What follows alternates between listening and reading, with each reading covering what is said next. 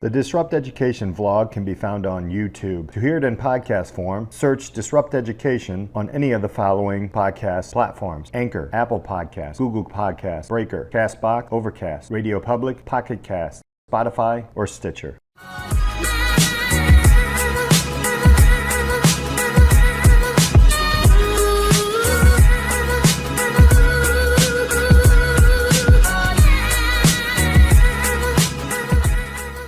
Welcome to Disrupt Education. I'm Peter Hostrasser, the host. Thank you all for being here. Do me a favor, if you haven't subscribed yet, I'd love you to subscribe, and please leave some feedback. I like to hear from everybody out there on whatever platform you're listening or watching. There'll be an opportunity to do that. I have a wonderful guest today on the podcast. She is an applied researcher in multimedia education programming. And has been doing it since 2007 for all ages. So I'm excited. Dr. Rachel Schechter is here with me. Rachel, it's great having you here on the podcast. Thank you so much. It's so great how you've been really elevating voices from all across education, because there are so many voices and people that you might not even know who are making an effort to help support our learners of all ages. Oh, appreciate it. Yeah, this is one of those connections in the middle of pandemic time and change and shift. So with that being said, can you kind of go deeper into who you are and what you do? Absolutely. Well, starting from right after I got out of grad school, I realized that I really like helping adults. I like helping adults who help children. And what I found is when I can help the adults understand what about their program works, or what about their child's development that they can help support, then I realized, wow, I'm actually helping a pair. I'm helping a dyad. I'm helping a relationship strengthen, deepen, and then that relationship can actually help that young person or that learner for the rest of their lives. And that's what I really understood, is that when I can train the trainer, or even train the trainer of the trainers, I can really make a big impact. That's wonderful. So, well, so you've been doing this research, the active research, since 2007, which is, let's do the math here. That's a good over a decade before a lot of people were really diving deep into it, or the pivot was happening like right now. So before we get into that, I want what was your educational path like? What kind of student were you? That is such a great question. So I was a child in the 80s, and believe it or not, or maybe not believe it or not, but like many other children, I was actually bullied as a young person. And I had friends who were as well. I had a tough time in school. And for me, what really helped ground me was the arts. And that supportive environment, that elevation of something I was good at and something that I could connect with others, on stage or off stage. And I saw that the arts actually was like a saving grace and really a psychologically safe place for so many of us growing up. And that's actually what really inspired me to look for a college where I could pursue math, which was another one of the things that I was really good at and really enjoyed. And I also had great math teachers, especially in high school, who even sometimes combined the arts and math in interesting and integrative ways. So that's what brought me to the University of Massachusetts to study math and theater at the same time. And it was so fun. It was so amazing that they had this opportunity. They called it the Bachelor's Degree of Individual Concentration, where I could study both education and theater and media. And that's where I got a chance to work on the first and second season of Dora the Explorer, actually. Now everybody's got a question. So like, wait a minute, hold up. I know, I kind of laid a lot out of you in one answer. So. No, I love it. So Dora the Explorer, and working on that, what capacity? Because that was a huge game changer. I will tell you, even for my kids, who are now 16 and 13, seems like ages ago, but yeah, that was very formative in their formative years of finding and. My daughter would play Dora in the backyard. So now I'm geeked. So tell us a little bit about what was that experience like? And then, there was a lot of different things going on there. Especially, you look at different culture and different, learning. Yeah, do tell. All right. So I didn't really realize this at the time, but when I went to the University of Massachusetts, I discovered Dan Anderson. Professor Dan Anderson actually helped co-create that type of media that we saw with Blue's Clues, which is where the character spoke directly to the camera and like waited, right, blinking, for the audience at home to respond and to retrieve information, that retrieval practice, and participate and really feel like you were playing a part of the story. So it was kind of maybe a risk for them to decide to make this show, Dora the Explorer, which was going to be about this Latina young girl, and she was going to have solve adventures and mysteries, but also be using this talk to camera approach. So I got an opportunity to do a full-time internship in Manhattan, and I actually lived at home, so I got to spend some extra time with my parents as well at the time. And I got to do both a research internship and a production internship. So I'll focus on the research internship, but I can tell you a funny story maybe another day about a bloody foot that made a squeaky sound that I had to go find. But I'll save that for another day. But the story I will share with you is when I went out to do some user research. This is really where I saw the power of research to change the trajectory of an entire learning experience. So I was sitting in the back of the room, and what we would do is have these groups of preschoolers come in and out and kind of rotate in and out while we read them the script. And we had these little puppets that we made. So it was a little bit more than just reading a story. And the key thing in Dora the Explorer was that we had a question at the beginning where the kids had to basically say, yay, me, yay, me. So in this episode, the question was, do you like to get mail? And the response was crickets. So that's not what we wanted. So when that group of children left, before the next one came in, I raised my hand and I said, maybe we should change the line. And really putting my empathy cap on, right? Thinking about what is it like to be 4 years old in Manhattan? It's like, I don't know that many 4-year-olds who might get mail. Right. But at the time, going to the post office might have been a weekly adventure. So I said, what if we change the line to, do you like to go to the post office? We changed the line. The next group of kids yelled, me, me, me, me, me.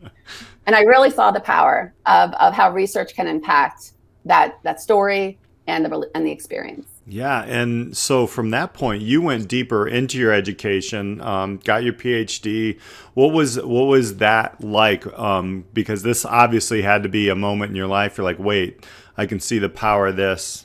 Obviously, like you're helping people, you can almost see like the data collection. You can see the art in this, which is wonderful. Tell us a little bit about like the next steps after that. Yep. So when I graduated then I got my arts and education master's degree at the Harvard Graduate School of Education. And what I saw right away, I was looking for a job, an arts education job. And there aren't that many of those, unfortunately. Right. I was so grateful to be in the Boston area where there were actually a lot of music schools. And I got my first job as the manager, actually, of a music school with 1,500 families, 90 teachers, 24 spaces that I had to coordinate. And that's where I learned about the power, again, of relationships, but this time different relationships. This is the relationship, and it's kind of like this triangle of a relationship: the teacher, the family, and the student. So parents, student, teacher, this relationship. And one of the biggest things I learned right away was expectations, how expectations can really help set up a relationship to fail or to succeed. So I really saw firsthand how those conversations that kind of set two people up to meet, how important they are, and have to reflect the personalities and the needs and the strengths of the folks in the relationship. So I was doing this on my own, discovering it all by myself and like talking to people, coworkers and friends. What do you think about this? Why do you think this works? Why do you think that works? And I had a lot of why questions. And I have to say, a lot of my friends didn't have a lot of answers. And that's why I went back to school to get my PhD, because I realized I was asking a lot of questions, deep, complicated questions about why are some learning relationships and some learning experiences effective and not effective? And that's why I went back to school. Oh, I love that question. Is probably just that word why is such an important question. And pivoting into where we are now, and how all of a sudden the surface why questions were always out there. But I think when the pandemic hit, and you can elaborate on this, we started to go deep into more of those questions. And I think a lot more of those people you were talking about who didn't have the answers are now starting to seek those answers. What do you see as, something that you have seen changed since we call it D-Day in education? It was March 13th, right? In here in Illinois, I'm not sure. I think pretty much across the nation it was. Yeah, for sure. What that started something. So what are some of the big shifts that you've seen? The experiences that you have as an expert who's 13 years prior to this thing happening, really digging deep into those. What are some of the shifts that you've liked and some of the things that we're struggling with? Thank you so much for that question. One of the phrases that I used back last year was, we felt, right, the rug was pulled out from under us. And a year later, I was actually got a chance to attend Digital Learning Day. This was about 2 weeks ago, the end of February. I think it's like the last Wednesday in February every year. They just had their 10th year anniversary, actually. And one of the speakers, keynote speakers, said that every teacher felt like a first-year teacher. And when I heard that, I was like, yes, that really is what it was. You didn't have those lessons in your file drawer to just pull out every March when we always do this. Or I love Dr. Seuss's birthday. We always do rhyming. Dr. Seuss's birthday. You can't just pull out that go-to always works for me lesson, because you just can't. And even if you do, how the stress and cognitive load, right? To have to figure out, well, how am I going to do this thing that I know usually works in this totally different way for this totally, and students who are not in the same place that they might have been this time last year. So that's really what it was, is that nothing really you didn't have any go-tos, right? Those go-tos, and feeling like a first-year teacher again, when maybe you hadn't been in a long time, just your I could imagine, right? Their confidence and, again, that cognitive load just being constantly taxed. That was the challenge. That was the change. I completely agree with that. It was very scary, but invigorating. I'll let you know that I put a tweet out there right after it happened. I believe this was going to be the best year, the most educational year for me as an educator, and I will admit it has been, with through the goods and the bads. Can you identify some of the cool, really nice, great things, some success stories that are happening? Have you seen things where people are, you're like, yes, I've been talking about this or researching this, and people are doing this? Absolutely. So one of the key things is how much small group instruction we ended up having, forced small group instruction ended up happening, and where teachers were able to use maybe data, right, that was from that new program that they purchased. So students would be able to practice their math or practice their reading, or explore maybe topics, for our older students, maybe explore topics or read nonfiction texts, and put them together in new ways and leverage small groups and have that time and possibly flexibility that they didn't have before.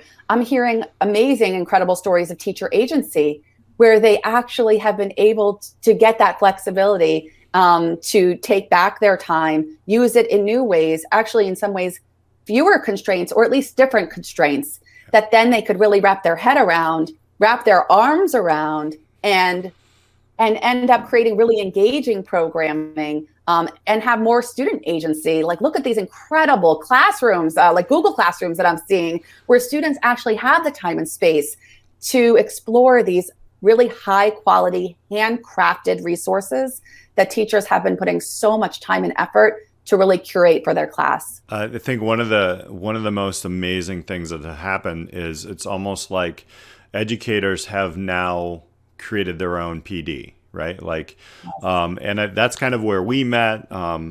There's Clubhouse, there's LinkedIn, there's all these different places. Twitter has always been there. In what ways have you seen, and you have even worked with many teachers and led things, talk about how that's changed over the last year, and what are some of the strategies and the things that you're doing to help educators and students move forward? Yes. So one of the things that I've seen, and when schools have been able to do this well, it's been incredibly powerful, is the collective efficacy or the collective action of teachers working together to come up with plans and share resources together. I imagine that when you're in the classroom and you have these walls separating you, maybe sometimes it can feel competitive to, oh, she's doing this over there and she's doing, and he's doing that over there. I wonder if this change was an opportunity to come together again, because we're all doing something new, and let's all really share what's working. And, oh, I found this incredible resource. Oh, let's all do that next week together. Right. So I think that the PD that folks are going out and bringing back to maybe their grade level PLCs, or bringing them to their, maybe even the principal or some other school-wide staff member who's helping spread the word.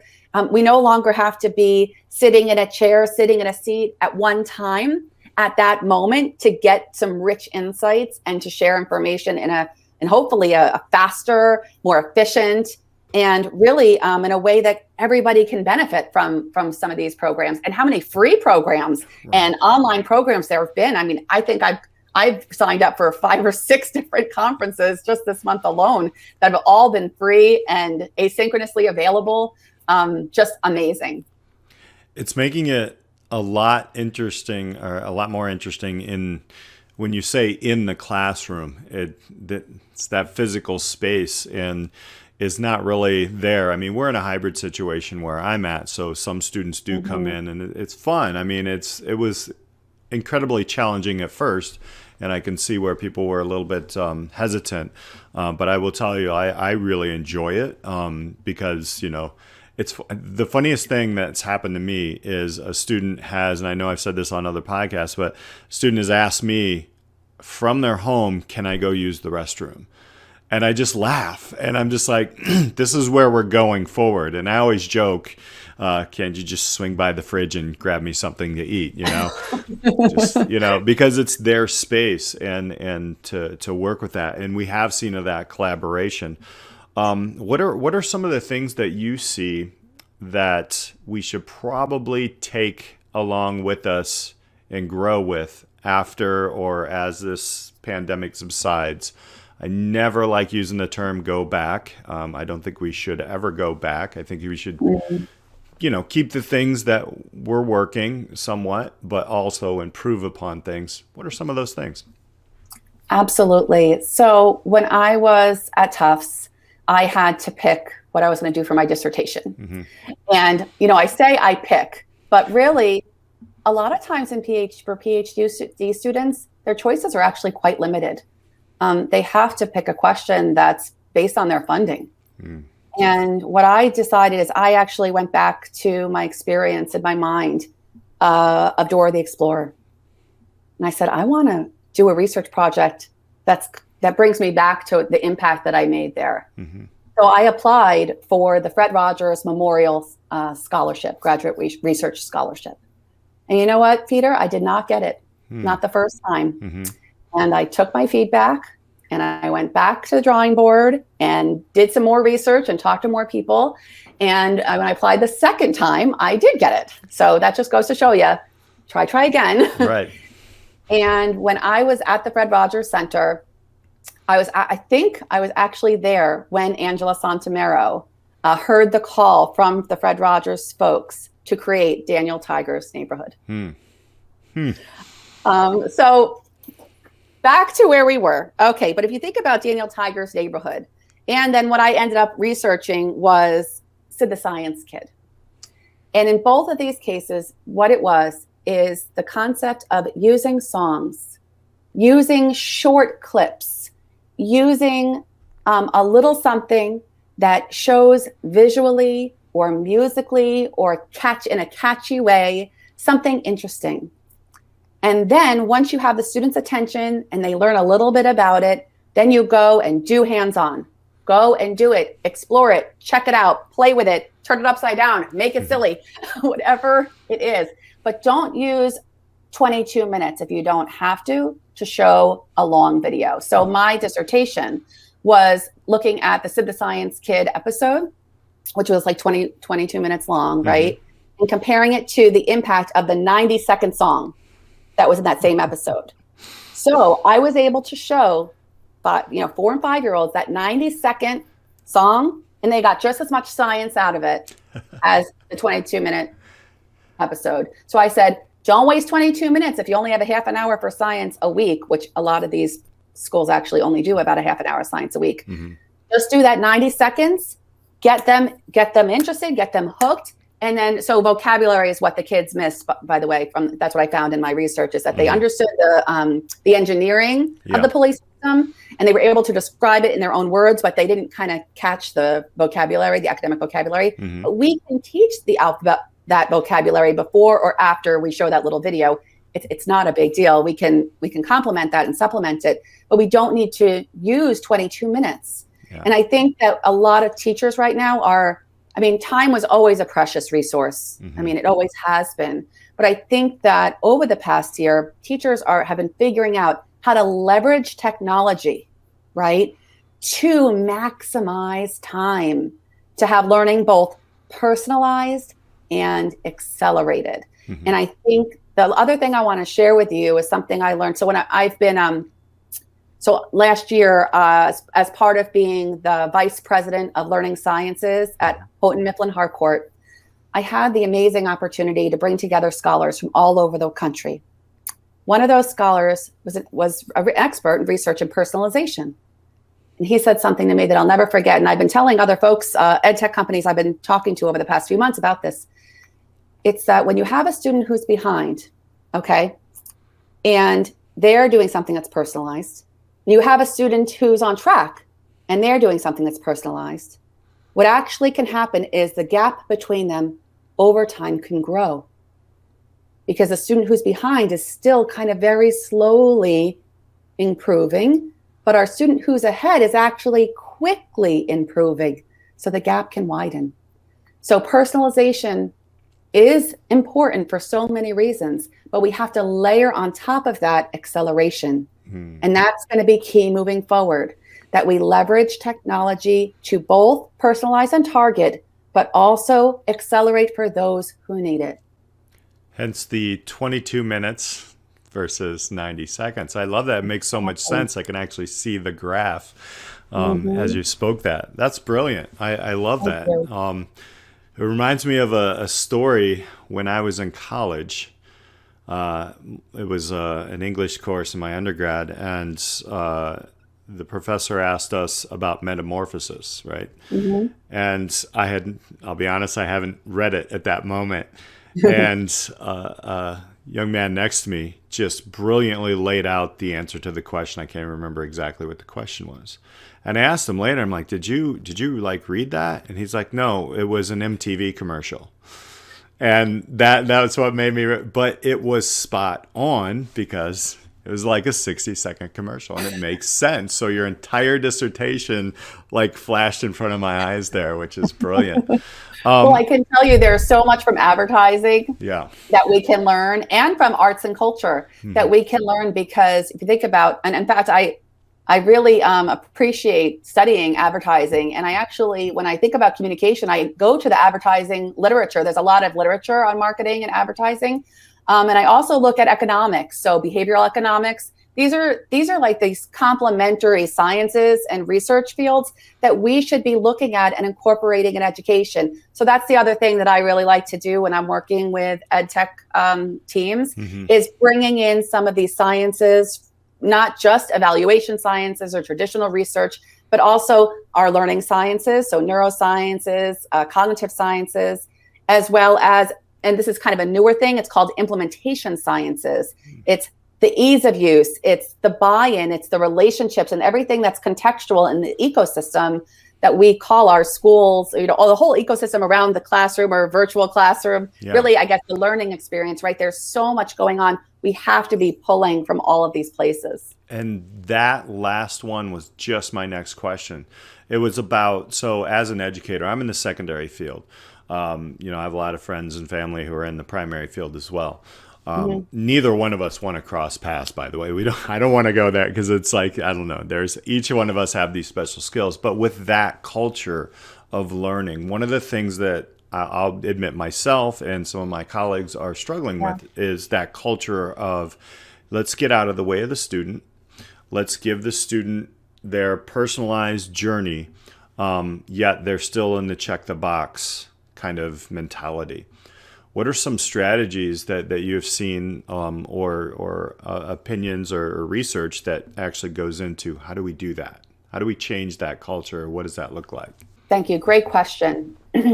So, and kind of when we think about art and art education, what we often do is we learn the basics. We learn the scales, right? We study the greats, but right away, children are making it their own. I mean, my 3-year-old is making up his own song. And even if maybe students are just watching from the side, I have an example with I know I have little kids, so yeah.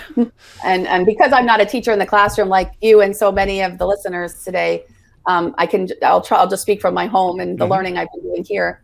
My daughter wasn't really actually into the science experiments that we were doing all last summer and spring. My son was interested, and he liked blowing things up and having them explode and colors and dancing candy, all this stuff. But my daughter was really mostly watching. But when I told her there was an opportunity for an art contest that had to do with hearts, and I said, I'm thinking, like, wouldn't it be cool if we had like hearts that were kind of exploding? And I'm thinking of something like, paint and a heart, like some very literal, like hearts. I don't know, like a flower of hearts. That's kind of my vibe, right? And she said, well, what if we made it an experiment and we used baking soda and snow and red food coloring, and then we exploded it? Now, I thought she wasn't that into it. I thought she was, she was watching, but she didn't seem that interested in the science experiments. But when it was paired, right, with this challenge of an art contest that had to have a theme of a heart or love or hearts or something, she went back to, wouldn't that be so cool if we used the explosion, right? That word explosion really got her inspired. She completely came up with the entire thing herself. And, it's really nice. She actually won the art contest. Oh, wow. That's awesome. She took the photo herself. She poured the vinegar herself. She did she did everything. She did almost all of it herself. And I mean, it was really just inspiring for me to see how really it's, even though she didn't seem that interested in it, and even though I had no idea what she was going to get from it, she really learned a lot, even from just supporting her brother learning. Yeah. So we never know, right? And I think that's another thing to remember, is that that every single student doesn't have to be totally psyched about every activity we throw out there, because sometimes they may get a ton out of it from supporting someone else who's psyched. And then if we keep mixing it up and we are flexible, we're actually going to be able to engage different students in different ways and at different times. And we'll learn so much from them about when we give them some freedom to do that, their own creating. We're going to learn from them. And then we're actually going to be more shared in creating learning experiences together. I love that. It reminds me of, the fact that our kids, especially at the secondary level, are the best poker players ever. Because they'll pull out the royal flush and you're like, just like your daughter, I see it all the time. So that's great advice. I wanted to kind of wrap things up here and ask about, okay, you give a lot of services and different things. I want to ask how you're helping people and how people can actually connect with you and learn more about what you do. Absolutely. So the best way is to go to my website and really just check out the different things that I have up there. One of the biggest things I'm doing right now, in addition to talking to EdTech companies on particular projects, I do a lot of writing. and sharing little bite-sized resources. And I could even help work with you to create some communications about really bringing in the data and the science and meeting your needs for the audience that you're working with. So right now, really, I'm doing a lot of work with communication and how do we have data-driven communication to help inspire, to help inform, and to help identify needs or resources, all different kinds of things like that.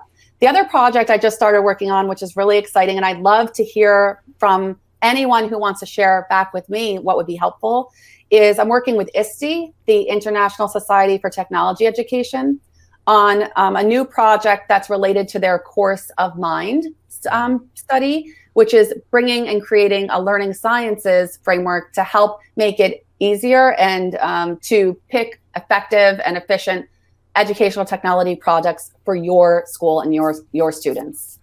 Oh, wow. Thank you. Thank you so much for sharing that. And, you know, in all of this, it is truly inspiring to see a lot of people get together, share resources, and, you know, the future holds a lot of change, but I think there's a lot of hope in it due to people like you who just have really seen, you know, the change in all levels, done the research, and now, you know, there's going to be a lot of systems that are going to be seeking this change, and I think we're lucky to have you. So I think there's just one more thing I want to share. Please. And it's that there have been a lot of people researching educational services and methods and products for a really long time.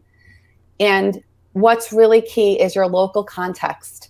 And what are your needs and what are your strengths? Because you need to find the right program or people or materials that are going to help boost to bring your strengths up, to leverage your strengths and kind of work around where you need help, what your needs are. And that's going to be different for everybody.